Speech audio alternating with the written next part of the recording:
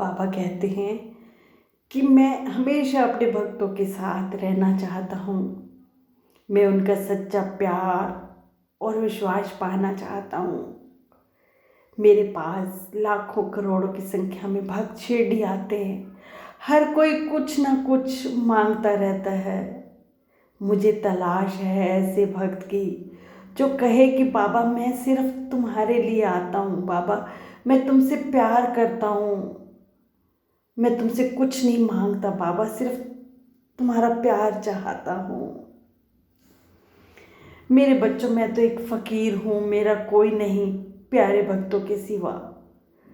चाहे दिन हो चाहे रात, मैं अपने भक्तों की रक्षा और कल्याण के लिए घर घर जाता हूँ। तुम्हारे हर बीते हुए कल में मैं तुम्हारे साथ था और तुम्हारे साथ हूँ और आगे भी रहूँगा। हम दोनों मिलते रहेंगे हर जन्म में। ये मेरे बच्चे तभी संभव हो पाएगा जब तुम्हारा विश्वास मुझ पर होगा, तुम्हारा प्यार सच्चा होगा। कई भक्त मेरे पास आते हैं और कहते हैं कि बाबा हमने आप पर भरोसा करके आपको अपनी स्नेह, ऊर्जा और समय दिया है, तो इसके लिए बाबा आपको हमारी ज़िंदगी में खुशहाली लानी होगी, हमारे दुखों को ख़त्म करना होगा। जो उनका प्यार है ना, वो शर्तों पर टिका है। वो अपनी भक्ति के बदले में मुझसे अपनी ज़िंदगी की खुशहाली चाहते हैं। उनकी नज़र में प्रभु पर भरोसा ही हर संकट से मुक्ति पाने की चाबी है। उनका जो विश्वास है वो शर्तों पर बंधा है। अगर उनकी ज़िंदगी में कई बार संकट आ जाता है तो इसका मतलब है कि मालिक प्रभु जब प्रार्थना नहीं उन्हें नीचा दिखा दिया, या इसका मतलब ये है कि मालिक के पास आध्यात्मिक शक्तियों की कमी है, तभी वह उसकी मदद नहीं कर पाए और उन्हें संकट झेलना पड़ा। मेरे बच्चों, इसका मतलब तो ये हुआ कि मालिक चाहे ईश्वर को निरंतर तुम्हें अपनी शक्तियों का सबूत देते रहना होगा। अगर तुम्हारा ये विश्वास शर्तों पर है तो तुम्हारा दिल टूटेगा, क्योंकि प्यार कभी शर्तों पर टिका नहीं रह सकता। मेरे बच्चे, कई बार तुम्हारी ज़िंदगी में जो दुख और जो कड़े अनुभव हैं वो तुम्हें ईश्वर द्वारा दिए जाते हैं, ताकि तुम लोगों की आध्यात्मिक यात्रा की गति में वृद्धि हो सके और तुम्हें ऊंचे स्तर पर ले जाया जा सके। कई बार तुम्हारे ये सब कर्मों के कारण भी होता है। मालिक चाहते हैं कि आप कर्मों के भार से छूट जाएं, जो आपको इस धरती पर रहने के लिए विवश कर रहे हैं। मेरे बच्चे, ये एक उलझा हुआ जाल है और केवल प्रभु ही जानते हैं कि आपके लिए क्या बेहतर है। मेरे बच्चों, जो विश्वास शर्तों पर बंधा है वो तुम्हें कभी भी ईश्वर के नज़दीक नहीं ले जा सकता।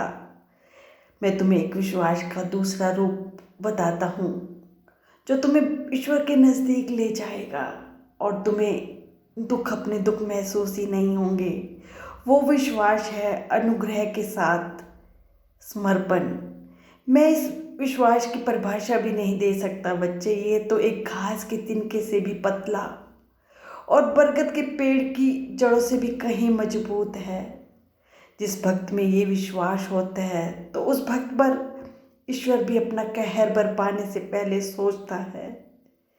जो ये विश्वास का रूप है ना, तो भक्त इसमें ईश्वर से ना तो कोई अपेक्षा रखते हैं ना कुछ मांगते हैं।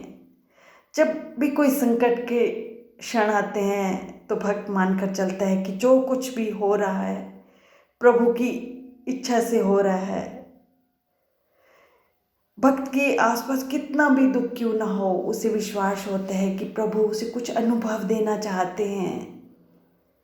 उसे पूरा भरोसा होता है कि उसके जीवन में आए इन हालात का भी कोई ना कोई मकसद है। वो इस मकसद का कारण नहीं जानना चाहता, बस वो इसी जानकारी से अपने आप को संतुष्ट रखता है कि उसके जीवन में ईश्वर की मर्जी के बिना कोई दुख, सुख, खेद, अच्छा या बुरा आ ही नहीं सकता। अगर उसके जीवन में कोई बीमारी धोखा, बदनामी जैसी स्थितियाँ आई हैं तो वो ईश्वर की मर्जी से आई हैं। वही ईश्वर उनका कारण जानता है।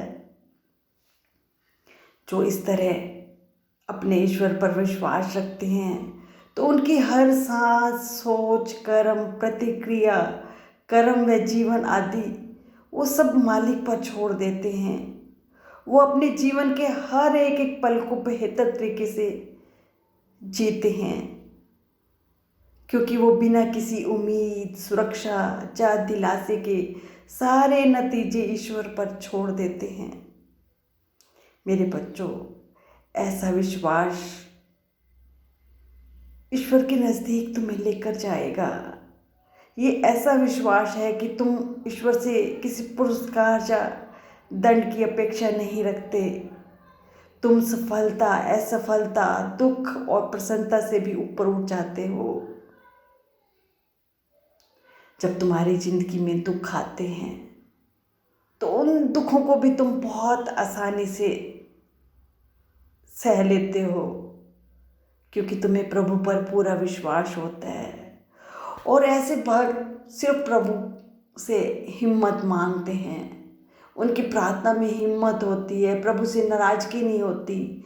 वो कहते हैं कि प्रभु, अगर दुख मेरी ज़िंदगी में आया है तो उसे सहने की हिम्मत देना, आप मेरे साथ हमेशा रहना। और ऐसे भक्त हमेशा अपनी ज़िंदगी में खुश रहते हैं और हमेशा ईश्वर का आशीर्वाद उनके साथ रहता है। मेरे बच्चों, तुमने ये विश्वास का रूप समझ लिया होगा ना।